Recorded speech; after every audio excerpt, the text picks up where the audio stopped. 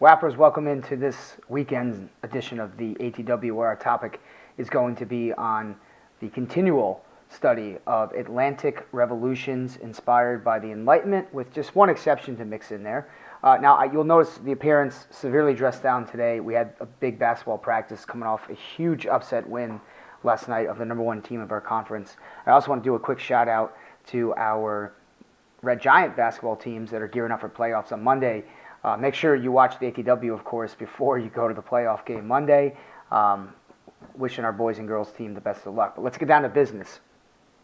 We're going to start today talking about how a slave uprising on the island of Haiti was one of the most important developments in the Atlantic Revolutions and Enlightenment era. And the Haitian Revolution's origins do tie back to France. Haiti was one of France's most important slave colonies, where hundreds of thousands of slaves were imported over the years.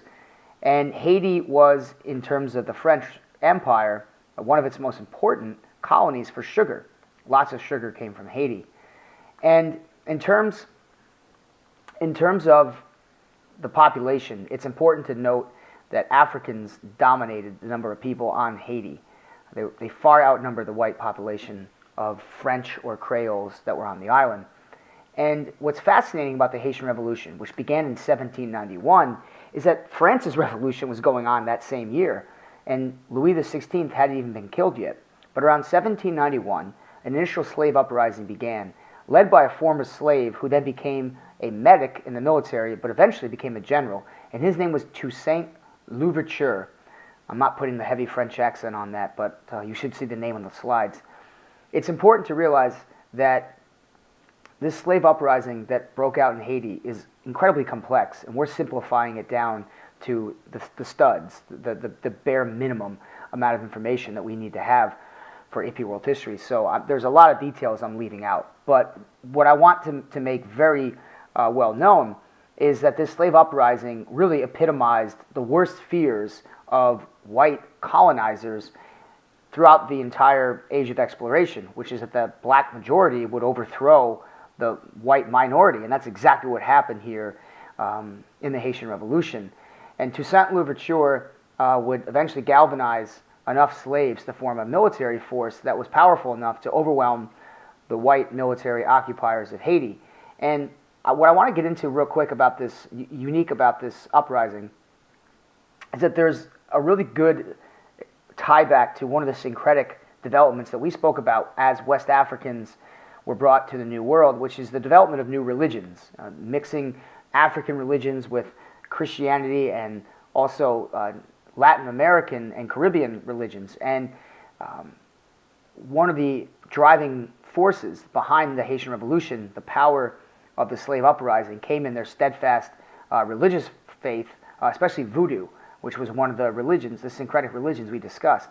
So I actually have on the screen here right now a great passage, and I'm not going to read it aloud to you, but you should take a look at it here as we're talking, because this passage kind of symbolizes how voodoo was an important factor in the Haitian Revolution. It was an empowering sensation that the slaves rallied around as they began to fight against the French government. Now, as the French Revolution persisted, so too did the Haitian Revolution. This was not a 1 year and over circumstance. The Haitian Revolution lasted all the way into the early 1800s.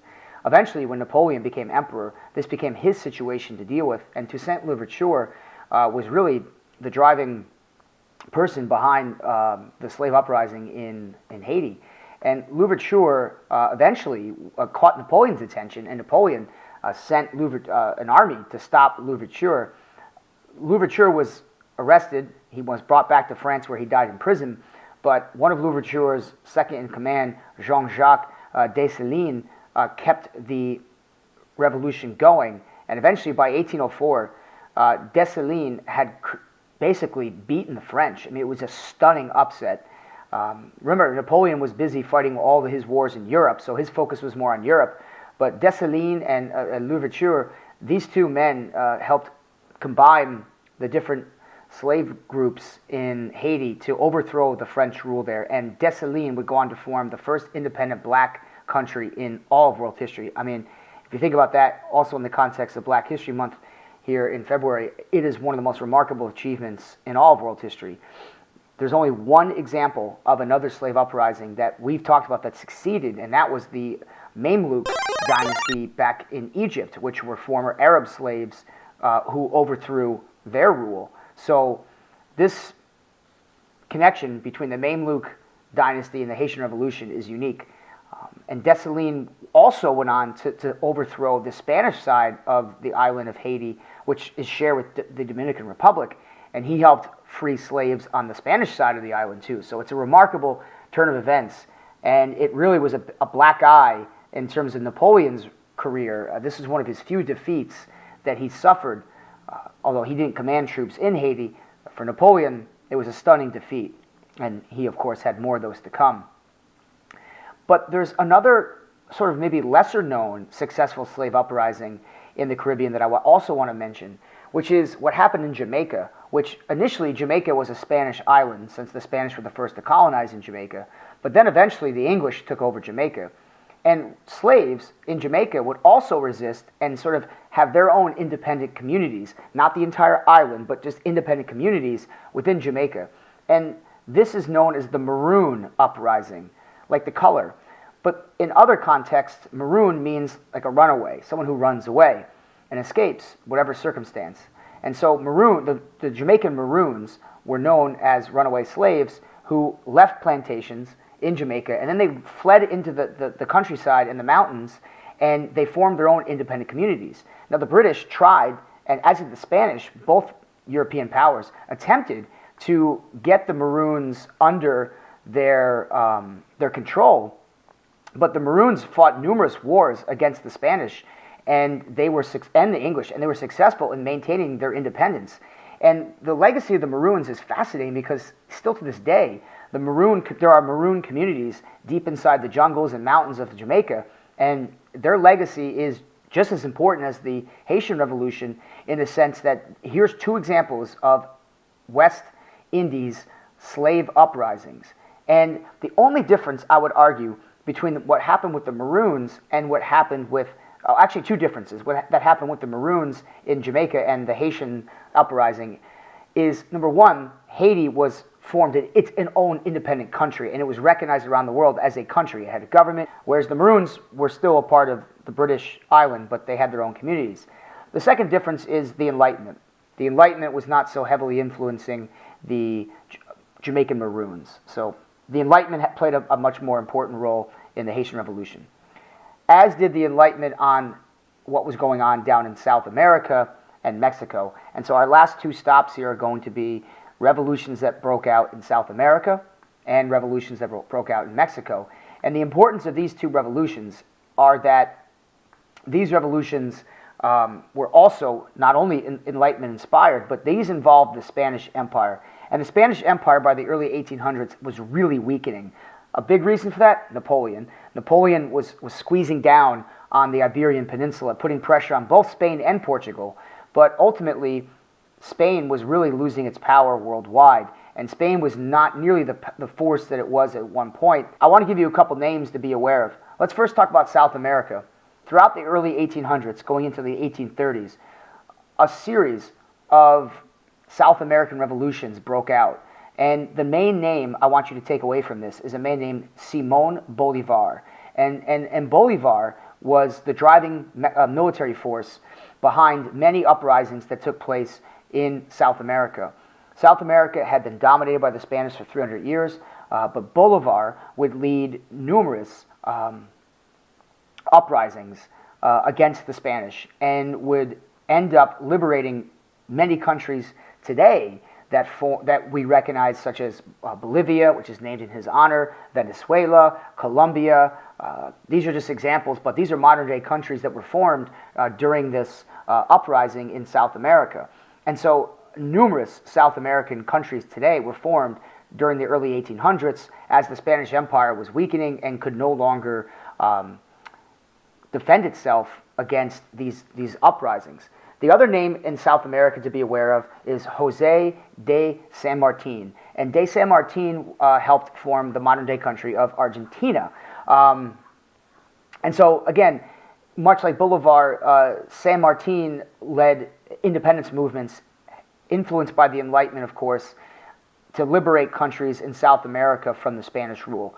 And by the mid-1800s, Spain's influence in South America had dropped to absolutely nothing. These countries were independent.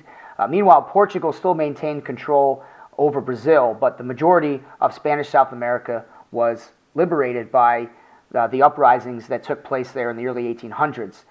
Let's hop up to Mexico, and then we'll be done for the weekend here. In Mexico, another territory controlled by Spain, in the early 1800s, and by the 1820s, a full-fledged revolution against the Spanish government was on place, and it was led by an unlikely figure, a Catholic priest named Father Miguel Hidalgo, led an uprising against the Creoles and against the Spanish government against the Spanish government in Mexico. This is an incredibly important Enlightenment-inspired uprising because Father Hidalgo and the Catholic Church and the revolution truly introduced a revolutionary concept that is very important for us down the road to always remember. So this is a lot of PSF right here I'm about to hit you with, and that is the idea of land redistribution, a core concept that was important to the uprising that took place in Mexico, led by Father Hidalgo. And eventually Father Hidalgo would be executed, by the way, and others would step forward and would be successful in driving Spain out. But land redistribution is the idea of taking land away from the wealthy landowners, the planters, the aristocrats, so to speak, and distributing it out amongst poor peasants and common people. Father Hidalgo introduced this concept, and others would eventually succeed in executing the idea of land redistribution. And I want you to always keep this in mind because later revolutions in world history we're going to talk about, including the Cuban Revolution, the Chinese Revolution, the Communist Revolution there, will hark upon this idea of land redistribution. And that's one of the core concepts that I want to introduce with the Mexican Revolution. I'm going to keep things very, very simple here. And so I pretty much would like to wrap things up by saying when it comes to this era of these Atlantic revolutions, remember they're all somewhat connected back to the Enlightenment, and although they each have a unique story arc, it's extremely important to realize the connection there to the Enlightenment. But as we move forward, we're now going to be talking about other types of revolutions, not so much bloody, but the type of revolutions that shaped industry, and that's going to be the Industrial Revolution. That's a critical point we're going to hit when we get to class this week.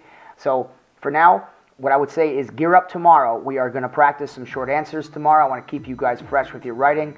And the short answer is going to be on the topic we hit today, which is on the Atlantic revolutions in Haiti, the Jamaican Maroons, as well as the Mexican Revolution and South American revolutions. So be on the lookout to practice a short answer tomorrow.